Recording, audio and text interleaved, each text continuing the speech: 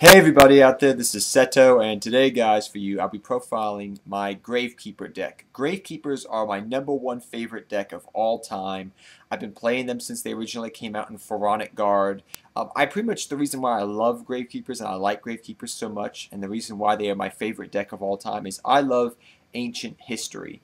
And Gravekeepers are based off ancient Egypt, so if you understand the correlation between ancient history and ancient Egypt, that's why I love the deck so much. But it's such a fun deck, and Necrovalley being a card makes Gravekeepers so good because Necrovalley can shut down so many decks out there on its own, and that's what keeps Gravekeepers semi-relevant through the course of Yu-Gi-Oh, I guess, thus far. But without further ado, I'll get started on the deck profile. I'll explain all my card choices, talk about some other things and other ways you can play the Gravekeeper deck, and things of that nature. So without further ado, let's get started on my #1 favorite deck of all time. First off, we run 3 Gravekeeper Spy. Gravekeeper Spy is pretty much the backbone that holds a Gravekeeper deck together. No matter how you play your Gravekeepers, if you play a more control variation, a more popping variation with Descendant, no matter which way you play it, Gravekeeper Spy is the backbone of that deck. Plus, it is your power play card of the deck. By setting your Gravekeeper Spy, flipping up your Gravekeeper Spy, you get your combo started, you get your plays started. She is the main playmaker of the deck. Plus, in a tight situation, you can go with Heartland. You can flip up your Gravekeeper Spy, search out for another Gravekeeper monster that's level 4, make Heartland Drago, go for game. So she's your main playmaker of the deck. Next, we have 3 Gravekeepers Recruiter. Gravekeepers Recruiter is Witch of the Black Forest for Gravekeepers. When Gravekeepers Recruiter is sent to the graveyard, you get to search out for a Gravekeeper that it has 1,500 or less defense. That's a good chunk of the deck. Some people prefer just to run 2 Gravekeepers Recruiter. I found 3 Gravekeepers Recruiter perfectly fine because in combination with Gravekeeper's Descendant, which I'll go into more detail later, it just helps set up so many combo plays. Along with Gravekeeper Spy, you can set your Spy, flip up your Spy, special summon Descendant, normal summon your Recruiter, get 2 free pops and a search, or set your Spy, flip up your Spy, special summon your Descendant, special summon your Recruiter, normal summon your Descendant, and continue on from there. So Recruiter it serves for that main. It just comes very in handy a lot, and plus the fact that when Necrovalley is out in the field, same as Gravekeeper's Spy, they both have very high defense. They have the most highest defense in the deck. 2,000 with Gravekeeper's Recruiter when Necrovalley is out in the field, and 2,500 when Necrovalley is out in the field for Gravekeeper's Spy. So they're your 2 main defenders, Spy and Necrovalley, when you're on the defensive. But plus, when Necrovalley is out in the field, it has 1,700 attack, and then when you attack directly with that, it can come in handy and inflict some damage. Next, we have 3 Gravekeeper's Commandant. I'm going to just address this now to get this out of the way because I know people are going to be asking me this question. You see 3 Gravekeepers Commandant, you probably will assume that I do run 3 Necrovalley, which I still do run 3 Necrovalley. And even though the new field spell ruling is official now in the TCG where both players can have their own field spell, I have found through playtesting in this format and playtesting in last format, before the ruling became official, that even just with 2 Necrovalley, it wasn't the best. You're not always guaranteed to open up Necrovalley first turn, even with 3 Commandant and with 3 Necrovalley.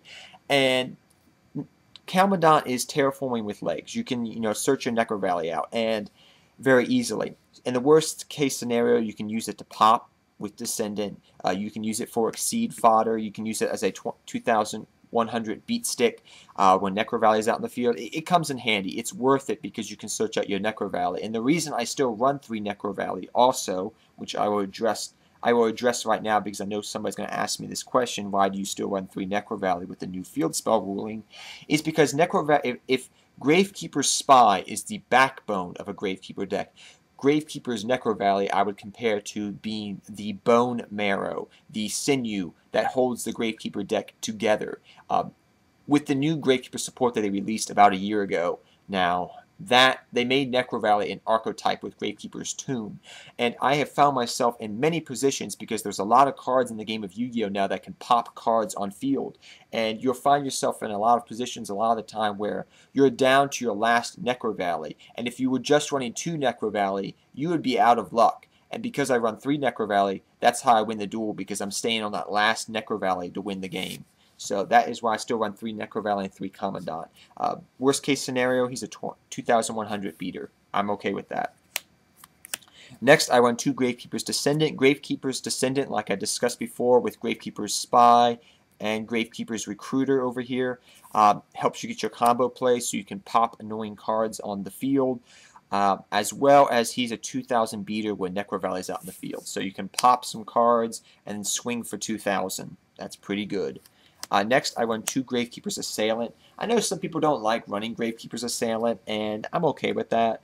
I like Gravekeeper's Assailant as a 2-of because I usually go through 1 to 2 Gravekeeper's Assailant per duel. And Gravekeeper's Assailant pretty much is like what 101 is for a lot of people. It's my generic problem solver. So a lot of cards out there nowadays have great effects, high attack, but very low defense. Or just for example, we'll use Redox. They have very high defense but low attack. So in those situations when you have Necrovalley out in the field, you can go, okay, Gravekeeper's Assailant, switch that monster defense position, run over that monster. Or switch it to attack position, run over that monster. That is what Gravekeeper's Assailant does for me. It gets around problematic cards. And it's a good idea of thumb, which I like to do, is if I already have field presence on the board already, I will usually try to keep a Commandant or a Necrovalley in hand with a Gravekeeper's Assailant. So, say they nuke the board or they get a big monster out, I can use Gravekeeper's Assailant in combination with Necrovalley to get around that most likely powerful monster. Some situations this does not work, but for a lot of generic decks out there, Gravekeeper's Assailant can get around those big boss monsters because they'll have great effects, high attack, but very low defense. And that's why I like Gravekeeper's Assailant. He originally, actually, I will note that Gravekeeper's Assailant used to be called the Shien Killer back when 6 Samurais were really prevalent about 4 years ago. It used to be called the Shien Killer because 6 Samurai Shien had a great effect, very high attack, but it had very low defense, and you could switch Shien to defense position and run over the Gravekeeper's Shien. So that is what it's always been called, the Shien Killer, but it can kill a lot of good boss monsters out there in the game of Yu-Gi-Oh! I find still to this day. Next, I do run 1 Gravekeeper's Nobleman, 1 Gravekeeper's Heretic, and 1 Gravekeeper's Guard. I will explain all of these in a second. So Gravekeeper's Nobleman can help search out your power play card in Gravekeeper's Spy. Some situations I do find myself, that's why I like it as a 1-of. Say my opponent has a monster that has 2,600 attack, 2,700 attack. It's going to run over my Gravekeeper's Spy, whatever. So what I can do is I can go flip up Gravekeeper's Spy. If I know they're going to attack me twice per turn, they run over the Gravekeeper's Spy, then they attack me with another monster. What I'll do is I'll flip up the Spy once they destroy Spy, get Gravekeeper's Nobleman out. They'll attack the Gravekeeper's Nobleman. I get another Spy out, and then I can continue on with my day. So it's a very good card. Plus, it can search out Gravekeeper's Guard. It's just a good card it's a good floater in a way. When it's destroyed by battle, because it can help search for power play cards in your deck. Gravekeeper's Guard is pretty much like compulsory evacuation device, and in combination with Gravekeeper's Descendant is very good, because what you can do is you can set your Gravekeeper's Guard down, flip it up, compulse a monster on their field back to the extra deck, summon Gravekeeper's Descendant, pop a monster on the field, and continue, pop Gravekeeper's Guard, pop something else on their field, swing for 2,000. Gravekeeper's Guard is also nice because with Necrovalley out in the field, he's another good defender because he has 2,400 defense. Gravekeeper's Nobleman or Gravekeeper's Apostle, which was what he was originally called. Like I said, I like him because you can search out Gravekeeper's Guard or Gravekeeper's Spy and get out of certain situations. It's very good as a one of. I really like it. And Gravekeeper's Heretic, this was a card that originally I was considering running as a two of, but I find it better as a one of because this Gravekeeper deck that I personally play, there's different ways you can play Gravekeepers, but it's more of a toolboxy sort of deck. You can search out what you need to get out of certain situations. And Gravekeeper's Heretic is very useful when you're going against a heavy set of back row. I was once facing a Trap Tricks player that had a lot of back row set, and I just went Gravekeeper's Heretic and just poked, and he couldn't target my Gravekeeper's Heretic. So, very useful card as a one of. The last Gravekeeper monster I want is Gravekeeper's Visionary. And Gravekeeper's Visionary is very useful against a slew of other decks. Mid to late game, when you have a lot of Gravekeepers in grave, this guy can get huge. And especially in combination with Gravekeeper's Stele, you can add Gravekeepers back to your hand if you have a lot of Gravekeepers in the graveyard. And he just becomes very huge because with Necrovalley out in the field, he becomes, when he's tribute summoned, 2,500 defense. Plus, also, if your opponent's not going to attack you for the rest of the turn, Gravekeeper's Nobleman can search out Gravekeeper's Visionary, then you can flip them up. But the main way I get out Gravekeeper's Visionary is I'll go flip up Gravekeeper's Spy, get out Gravekeeper's Recruiter, tribute summon Gravekeeper's Recruiter, get a search off so I have something to protect him in hand, and, you have Gravekeeper's Visionary out in the field already. So, after saying all that, I haven't really explained what Gravekeeper's Visionary does. So, Gravekeeper's Visionary, what he does is he's a one tribute monster. By tributing one monster with Necrovalley in the field, like I said, he's 2,500. But every time this card is, I'll read the card to you so you can understand. You can normal summon this card by tributing one Gravekeeper's monster in the graveyard. If this face-up card on the field will be destroyed, you can discard one Gravekeeper monster from your hand instead. So if you have if it's mid to late game, you're going to usually have a lot of Gravekeepers in grave. So this guy can get up to 3,500 attack, sometimes upwards of 4,000 attack. And if you have some Gravekeepers left in hand, you can just add some Gravekeepers back to your hand with Gravekeeper's Stele. He just becomes a big, huge beat stick that's annoying to get around. But in some situations, in game 2, if I'm going into side decking, I will switch out for Gravekeeper's Shaman. Please keep in mind that these two guys are like tag team partners, depending upon the deck that I'm facing. If I'm facing more of a deck that involves cards that activate in the graveyard, say Mermails or Dark Worlds, I'll go for Gravekeeper's Shaman instead of Gravekeeper's Visionary. But it just depends upon the situation. So those two guys are pretty much tag team partners, Gravekeeper's Visionary and Gravekeeper's Shaman, because I always keep Gravekeeper's Shaman in the side deck. Next, 3 Necrovalley. It's the marrow, the sinew of the deck that keeps the deck all together. It's what brings the entire deck together.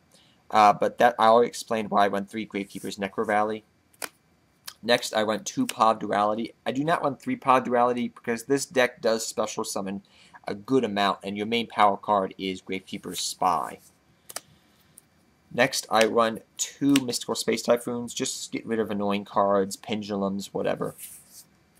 Next, I run 2 Gravekeeper's Stele. Recycling is good for planet Earth. Gravekeeper's Stele is good for recycling Gravekeepers. You can recycle your power play cards like Gravekeeper's Spy. You can recycle your Commandants to search for your Necrovalleys more. Just a very good card as a 2 of. It's very good mid to late game, but never good early game. It's an amazing top deck, too. 1 Royal Tribute. Sometimes, if you want to, you can drop Royal Tribute. It's not the most amazing card because it's not at 2 or 3 anymore, but it's still a very, very good card. At the worst case scenario, you can look at your opponent's hand and see what they're plotting. Darkhole, Book of Moon. Book of Moon is a staple in this deck because you can reflip down your Spy or your Gravekeeper's Guard. Darkhole, Book of Moon, still very good cards. Next, 3 Gravekeeper's Tomb of the Necrovalley. Though I did state earlier that with the new field spell ruling, Necrovalley stays on the field a little bit longer. Originally, before the new field spell ruling, I was just running 2 Imperial Tomb of the Necrovalley. I have been playing around with the 3rd Imperial Tomb of the Necrovalley, trying out another Gravekeeper's Heretic, trying out maybe another Rite of Spirit, which I'll talk about later. There's a whole bunch of other cards I've been trying out, but Gravekeeper's Tomb of the Necrovalley is not Infernity Barrier. I hate when people say this card's Infernity Barrier because it's not. Infernity Barrier you can activate more than once per turn. This you only can activate once per turn. But it's a very good, It's a very good card overall, and with Necrovalley staying on the field longer now because of the new field spell ruling, though I still like to run 3 Commandant and 3 Necrovalley, it's still very good as a 3-up. So I'm still playing around with the 3rd Imperial Tomb, but it's a very good card overall. 2 Fiendish Chains, just good staple traps right now. 2 Fiendish Chains. 2 D Prison. If you're running against more generic decks, I would maybe say switch over to Mirror Force. But if you're going against more competitive decks, go with D Prison. Ride of Spirit. Ride of Spirit, like I said earlier, I'm playing around with Tomb of the Necrovalley as well. The 3rd Tomb of the Necrovalley may become another Ride of Spirit.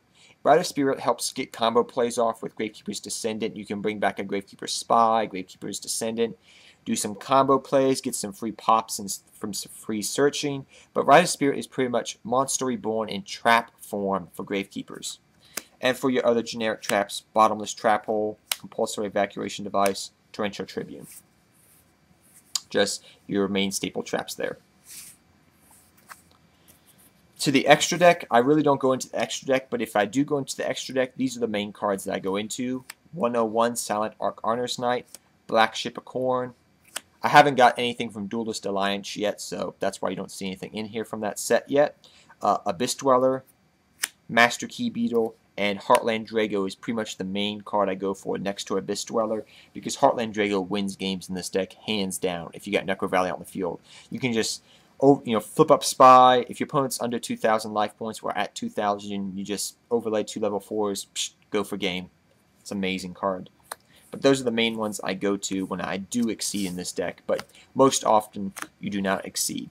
These are just in there in case the situation arises in the deck that I need them. Number 103, Ragnar Zero, Krogonic Luminescent Knight, Crazy Box against Skill Drain, Photon Poppy Operative, Wind Up Zen Meister. You can reflip down your Spy. Sometimes you use this card, a lot of the time you don't. This situation only arises every couple of duels that you use this card, every couple of matches even. You don't use this card a lot, but sometimes you do. Number Steel Swarm Roach, Maestro the Symphony Daijin, number 17 Leviathan Dragon for your level 3s, Wind Up Zen Mayo, and Fortune Tune when you're going into game or into time. So that is the Gravekeeper's deck, guys. I hope you guys all enjoyed. I hope you all enjoyed that Gravekeeper deck profile. I apologize for it being so long. I also didn't mention about Visionary. For each Gravekeeper in the graveyard, he gets 100 attack boost for each Gravekeeper. So that's something I forgot to mention about Visionary when I was going on that tangent about Visionary. But another thing I want to mention is I hope you guys understand about why I still run 3 Commandant and 3 Necrovalley. If you want to talk about that down below, feel free to. We can talk that out in the comment section. But also, I know there's a thing going around where people are playing hands in the Gravekeeper deck, and when I first saw hands being put into the Gravekeeper deck, I pretty much went, ugh! I kind of threw up in my mouth, I'll admit that. But after thinking about it for a bit, I was like, oh, okay, I understand the concept because they're going to think it's a Gravekeeper's Spy or a Recruiter, and they're going to pop it, then you get the free destroying the monster or destroying a back row, etc., etc., etc. But after trying it out, I found that pretty much playing the deck, the way I play Gravekeepers, it felt like the deck was going in 2 separate directions. Plus, the hands took up a lot of normal summons as well. You had to normal summon them, and Gravekeepers take, when you normal summon a Gravekeeper, that really, they rely upon the normal summon a lot. And with the hands, that's taking up another normal summon to get it all set up. And it felt like, personally, the deck was going in 2 separate directions, and I just didn't like that. So I took them out of the deck after playing them online for a bit. So that's something else I wanted to address, but I hope you guys enjoyed this deck profile. I apologize it was so long, but till next time, guys, take care, have fun dueling, good luck dueling, and I'll see all of you guys next time. Seto Kaiba, I'm out of here, guys. Till next time. Take care, everybody.